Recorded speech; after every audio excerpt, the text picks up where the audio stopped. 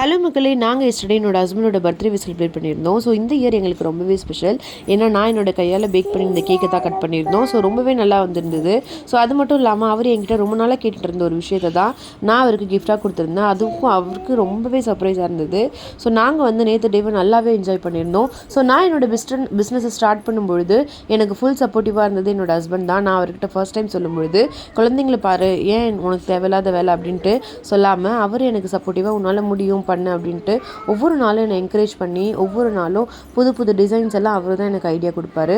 So அதுக்காக அவர் நான் ரொம்பவே தேங்க்ஸ் பண்ணிக்கிறேன். நாங்கள் நேற்று பிளாக் பெல் போயிட்டு நல்லாவே என்ஜாய் பண்ணியிருந்தோம். அவர் கீபோர்டில் ப்ளே பண்ணுறதையும் உங்களுக்கு லாஸ்ட்டாக ஆட் பண்ணியிருக்கேன். மறக்காம பாருங்கள். தேங்க்யூ.